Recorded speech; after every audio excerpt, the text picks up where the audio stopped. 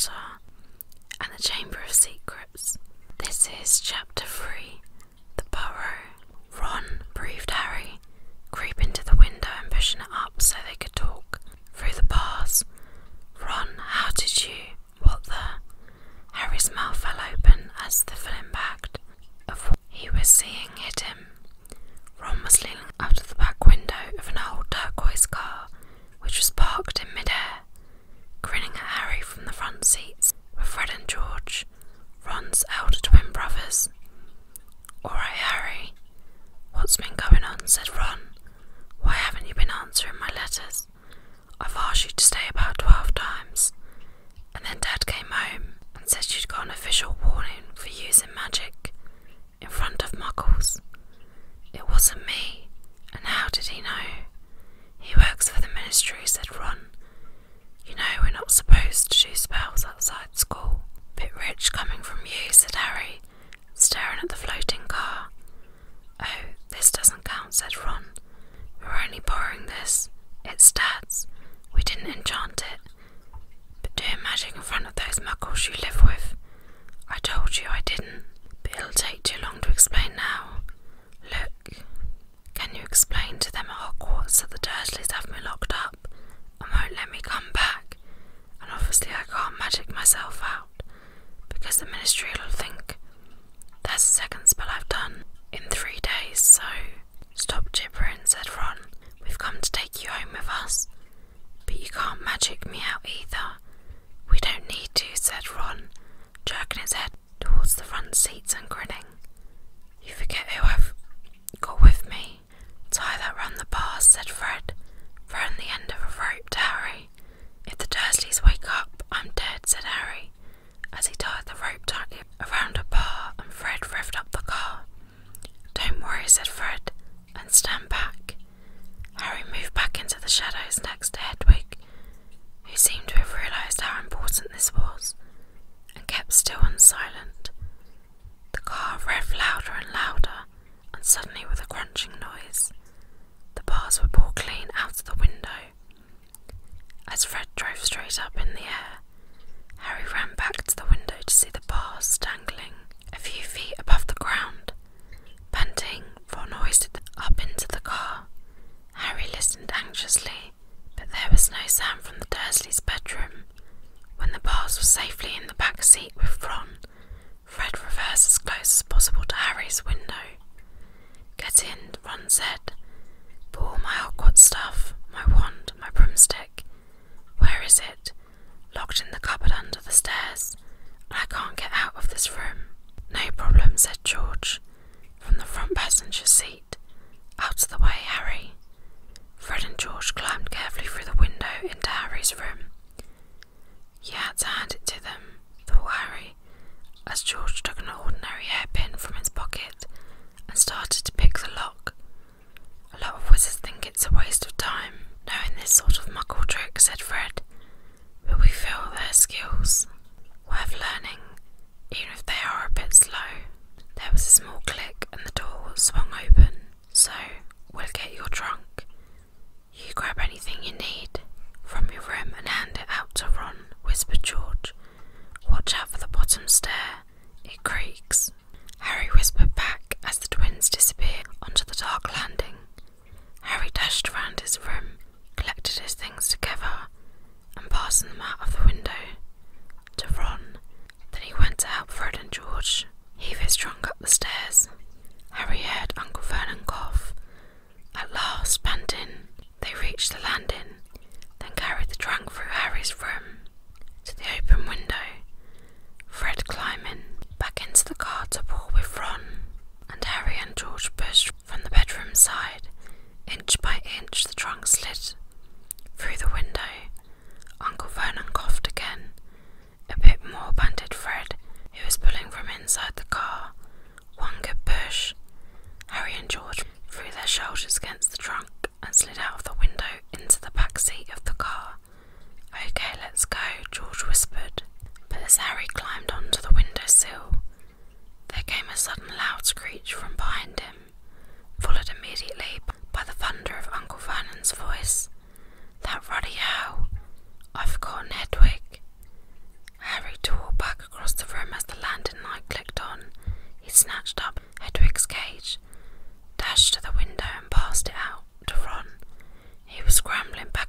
to the chest of drawers when Uncle Vernon hammered on the unlocked door, and it crashed open. For a split second, Uncle Vernon stood framed in the doorway.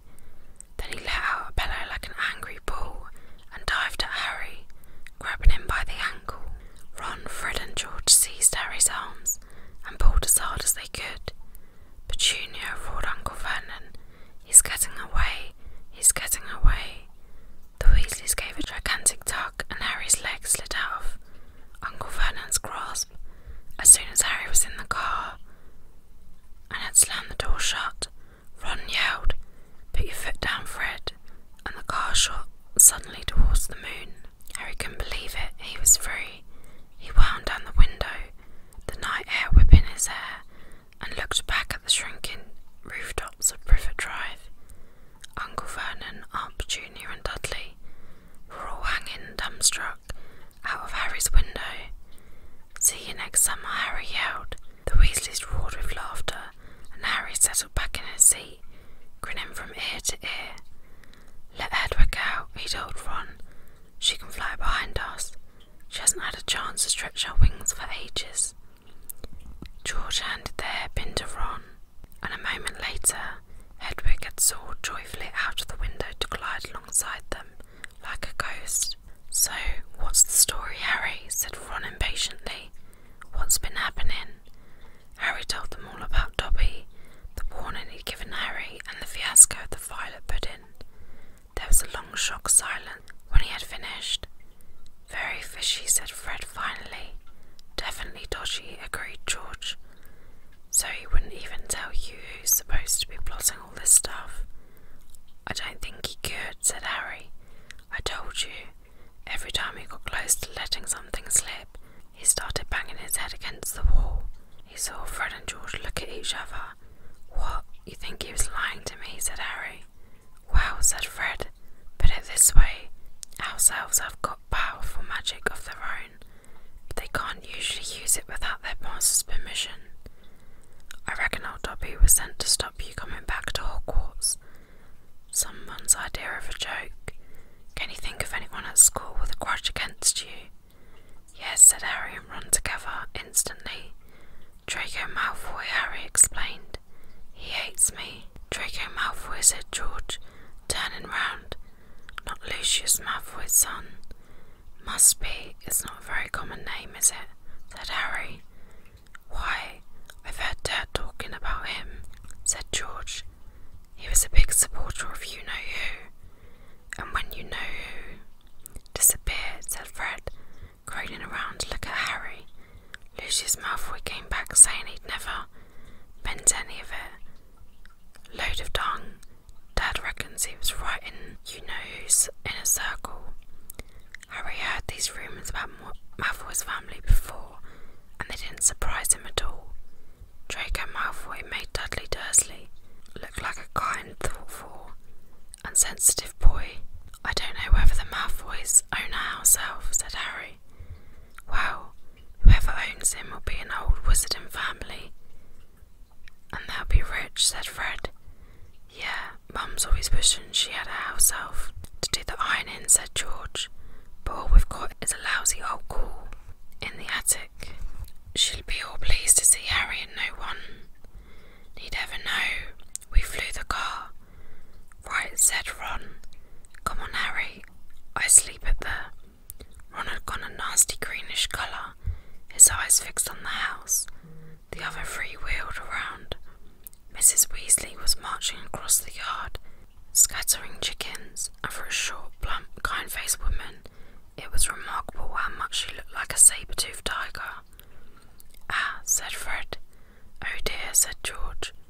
Mrs. Weasley came to a halt in front of them, her hands on her hips, staring from one guilty face to the next. She was wearing a flowered apron with a wand sticking out of the pocket. "So," she said. "Morning, Mum," said George, in what he clearly thought was a jaunty, whining voice. "Have you any idea how worried I've been?" said Mrs. Weasley in a deadly whisper. "Sorry, Mum, but see, we had to." All three of Mrs. Weasley's sons were taller than she was, but they cowered as her rage broke over them. "Beds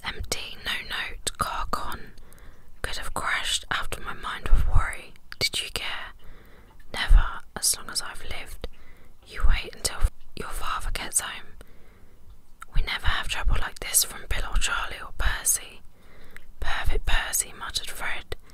You could do with taking a leaf out of Percy's book, yelled Mrs. Weasley, prodding a finger in Fred's chest. You could have died. You could have been seen. You could have lost your father his job. It seemed to go on for hours. Mrs. Weasley had shouted herself hoarse before she turned on Harry, who backed away. I'm very pleased to see you, Harry dear, she said. Come in and have some breakfast. She turned and walked back into the house, and Harry, after a nervous glance at Ron, who nodded encouragingly, followed her. The kitchen was small and rather cramped. There was a scrubbed wooden table and chairs in the middle, and Harry sat down on the edge of a seat, looking around. He had never been in a wizard house before. The clock on the wall opposite him had only one hand and no numbers at all. Written around the edge were things like, time to make tea, time to feed the chickens, you're late.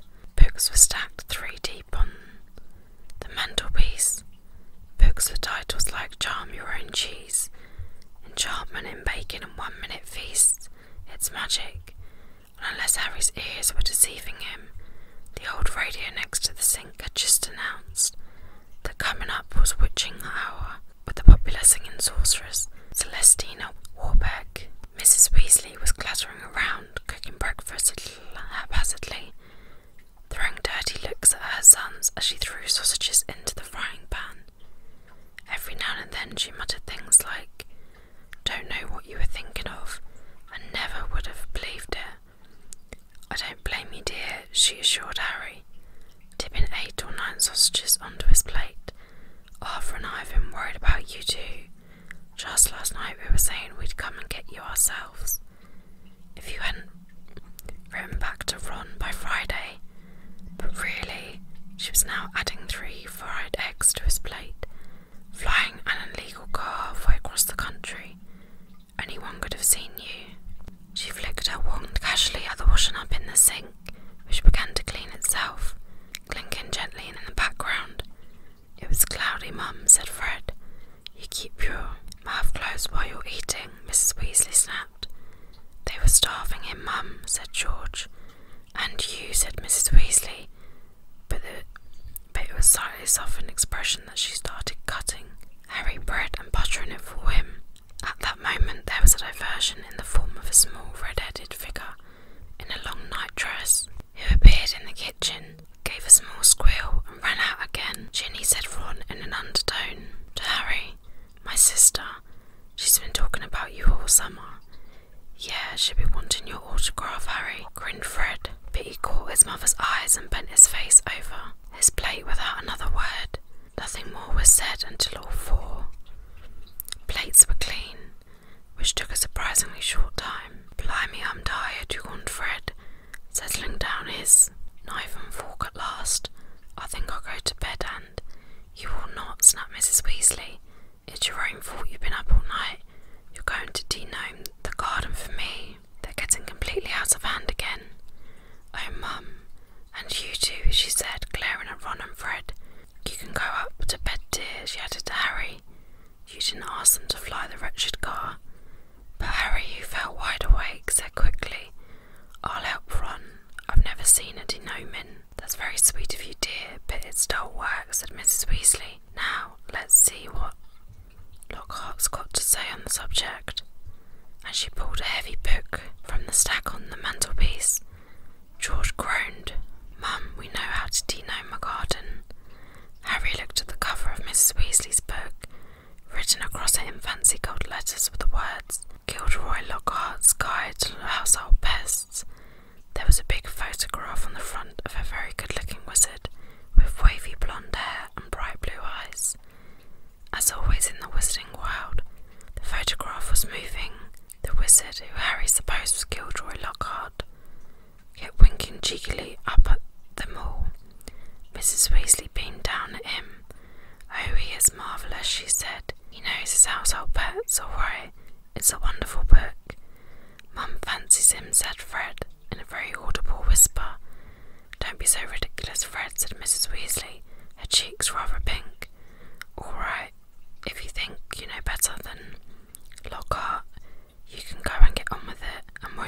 inside you.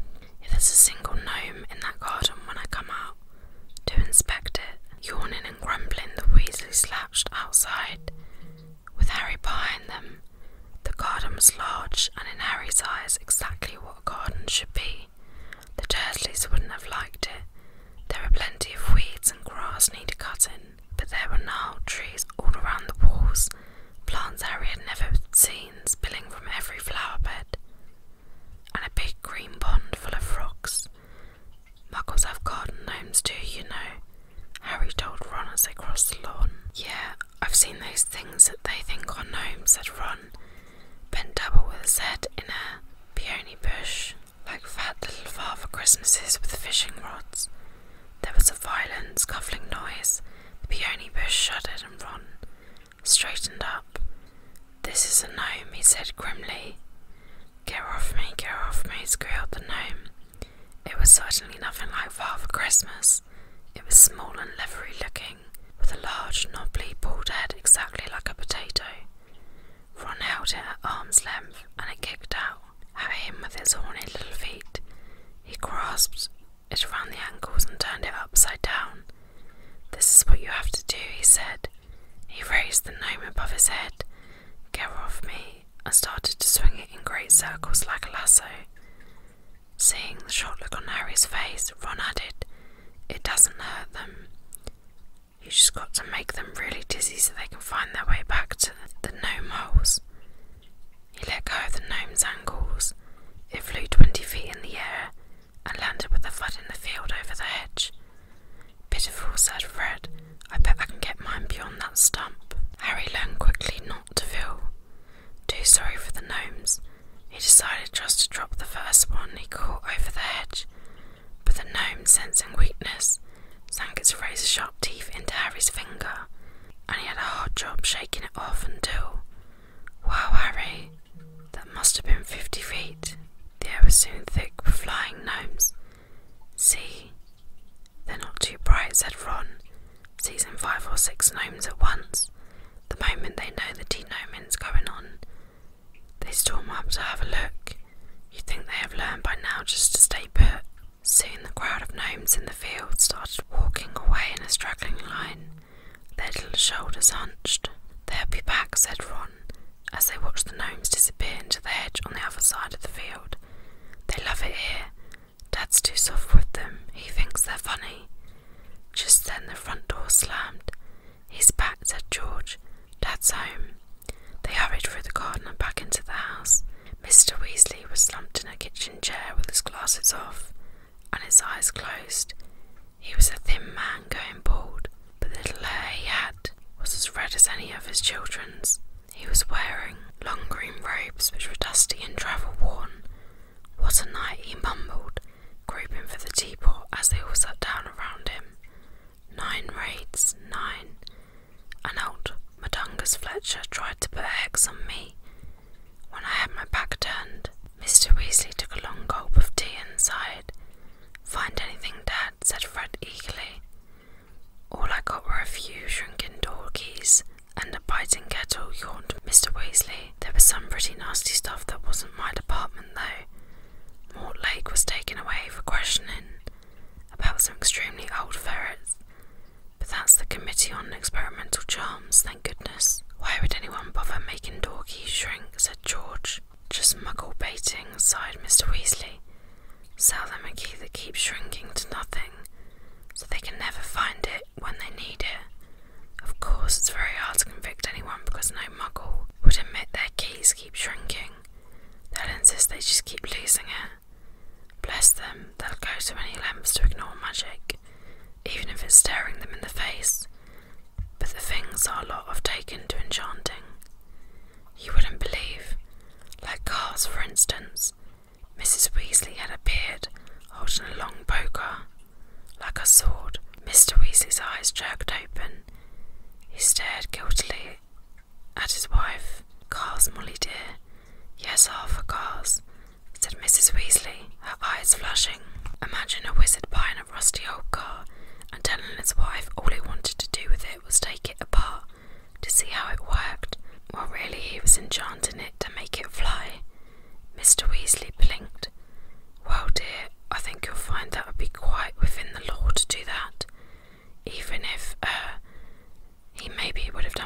to tell his wife the truth.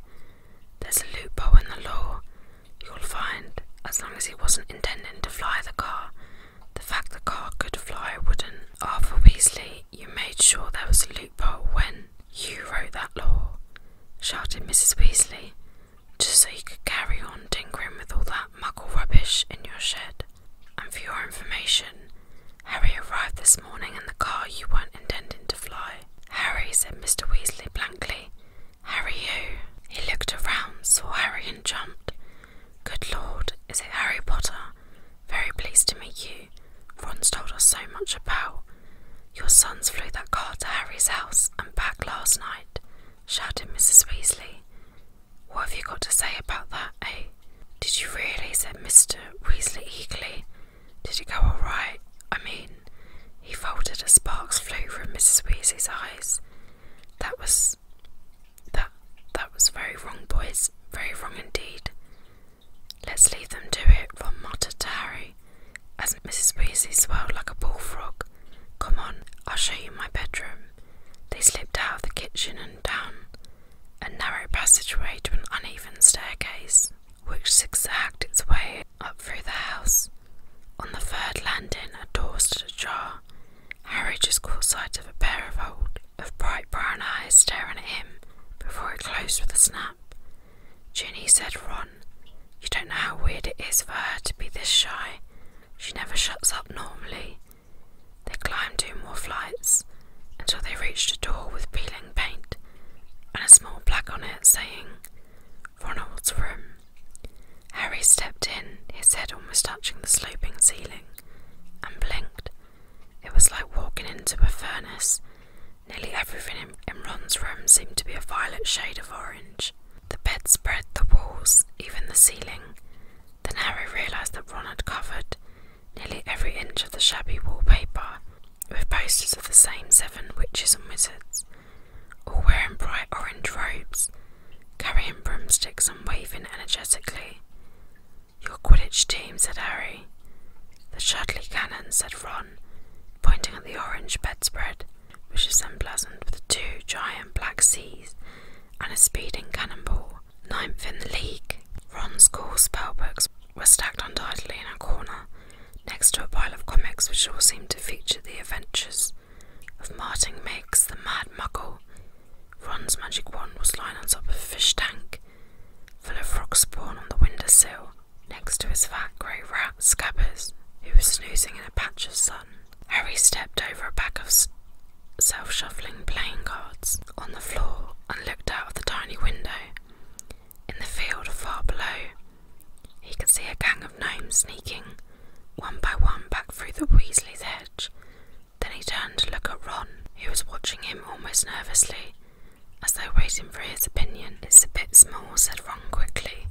Not like that room you had with the muggles, and I'm right underneath the ghoul in the attic. He's always banging on the pipes and groaning. But Harry, grinning widely, said, This is the best house I've ever been in. Ron's ears went pink. Okay guys, that was Harry Potter and the Chamber of Secrets, Chapter 3, The Burrow. I really hope you enjoyed this, and if you did, don't forget to give me a big thumbs up, subscribe down below for more, and I hope to see you in my next video. Bye guys, bye.